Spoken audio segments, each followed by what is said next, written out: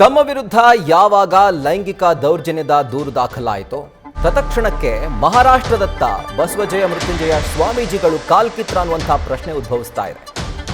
ಅವರು ಕೂಡ ದೂರು ಕೊಟ್ಟಿದ್ರು. ಕಡೆ ಅವರ ವಿರುದ್ಧ ಪ್ರತಿ ದೂರು ಕೂಡ ದಾಖಲಾಗಿತ್ತು. ಯಾವಾಗ ಈ ದೂರು ದಾಖಲಾಯಿತೋ ಸ್ವಾಮೀಜಿ ನಾಟ್ ರೀಚಬಲ್, ಇವರ ವಿರುದ್ಧ ದೌರ್ಜನ್ಯ ಆರೋಪ ಕೇಳಿ ಬಂದಿತ್ತು.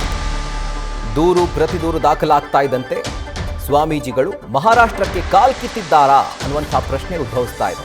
ಯಾಕಂದರೆ ಯಾರ ಸಂಪರ್ಕಕ್ಕೂ ಸಿಗ್ತಾ ಇಲ್ಲ, ಫೋನ್ ಕರೆಗೂ ಸಿಗ್ತಾ ಇಲ್ಲ, ಅಥವಾ ಅವರ ಅನುಯಾಯಿಗಳು ಆಪ್ತರನ್ನು ಸಂಪರ್ಕ ಮಾಡುವಂಥ ಯತ್ನ ಮಾಡಿದರೂ ಕೂಡ ಅದು ವಿಫಲವಾಗ್ತಾ ಇದೆ. ಸೊ ಎಲ್ಲೋ ಒಂದು ಕಡೆ ಯಾವಾಗ ತಮ್ಮ ವಿರುದ್ಧ ಈ ಒಂದು ದೂರು ದಾಖಲಾಯಿತೋ ಮಹಿಳಾ ಆಯೋಗ ಕೂಡ ಇದನ್ನು ಗಂಭೀರವಾಗಿ ಪರಿಗಣಿಸಿ ಬಾಗಲಕೋಟೆ ಜಿಲ್ಲಾ ಪೊಲೀಸರಿಗೆ ಯಾವಾಗ ಪತ್ರವನ್ನು ಬರೀತೋ ಆಗ ಬಹುಶಃ ಈ ಪ್ರಕರಣದ ತೀವ್ರತೆಯನ್ನು ಅರ್ಥಂಥ ಸ್ವಾಮೀಜಿ ಮಹಾರಾಷ್ಟ್ರದ ಕಡೆಗೆ ಅವರು ಕಾಲ್ಕಿತ್ತಿದ್ದಾರೆ ಅನ್ನುವಂಥ ಒಂದು ಆರೋಪ ಅಥವಾ ಆ ಒಂದು ಶಂಕೆ ಈಗ ಮೂಡ್ತಾ ಇದೆ. ಏಪ್ರಿಲ್ 3ನೇ ತಾರೀಕು ಸ್ವಾಮೀಜಿಗಳು ಕೂಡ ದೂರು ಕೊಟ್ಟಿದ್ರು, ಬ್ಲ್ಯಾಕ್ ಮೇಲ್ ಮಾಡ್ತಿದ್ದಾರೆ ನನ್ನನ್ನು ಅಂತ ಹೇಳಿ.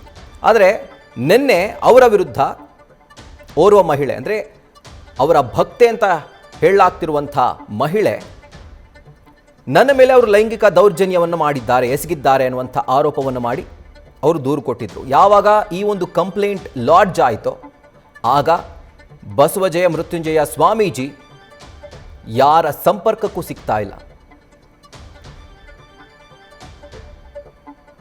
ಇದರ ಕುರಿತಾಗಿ ಡೀಟೇಲ್ಸ್ ಅನ್ನ ಕೊಡ್ತಾರೆ ನಮ್ಮ ಕರೆಸ್ಪಾಂಡೆಂಟ್ ರಾಚಪ್ಪ. ಬಂದಿದ್ದೀನಿ ರಾಚಪ್ಪ, ಏನಾದರೂ ಸ್ವಾಮೀಜಿಗಳ ಬಗ್ಗೆ ಕ್ಲೂ ಸಿಗ್ತಾ, ಏನಾದರೂ ಮಾಹಿತಿ ಸಿಗ್ತಾ ಪೊಲೀಸರಿಗೆ ಈಗಲಾದರೂ?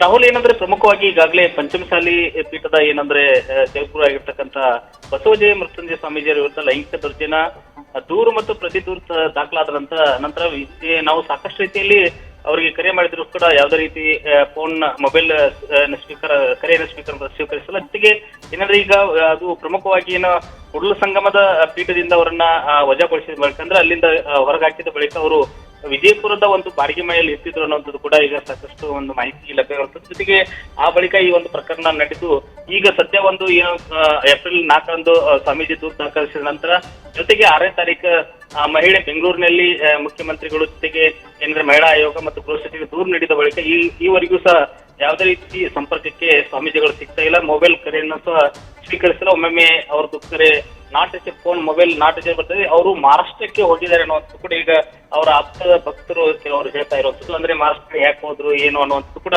ಸ್ಪಷ್ಟವಾದ ಒಂದು ಮಾಹಿತಿ ಲಭ್ಯವಾಗ್ತದೆ. ಜೊತೆಗೆ ಈ ಬಗ್ಗೆ ಕೂಡ ಪೊಲೀಸರು ತನಿಖೆಯನ್ನು ಕೈಗೊಳ್ಳುವಂತ ನಿಟ್ಟಿನಲ್ಲಿ ಈಗಾಗಲೇ ಮುಂದಾಗಿರುತ್ತಾರೆ. ಆದ್ರೆ ಸ್ವಾಮೀಜಿಯವರು ಎಲ್ಲಿದ್ದಾರೆ ಮತ್ತು ಯಾವಾಗ ಅವರು ಕರೆತಂದು ವಿಚಾರಣೆ ಮಾಡ್ತಾರೆ, ಜೊತೆಗೆ ಈ ಪ್ರಕರಣ ಸಂಪರ್ಕ ಏನೆಲ್ಲ ಮಾಹಿತಿ ಲಭ್ಯ ಆಗುತ್ತೆ ಅನ್ನೋದು ಇನ್ನಷ್ಟು ಕಾದು ನೋಡ್ಬೇಕಾಗಿದೆ ರಾಹುಲ್.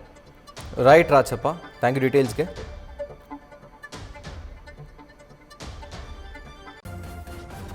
ನ್ಯೂಸ್ ಫಸ್ಟ್ ನಿರ್ಭೀತಿಯಿಂದ ನಿಮ್ಮ ಪರವಾಗಿ.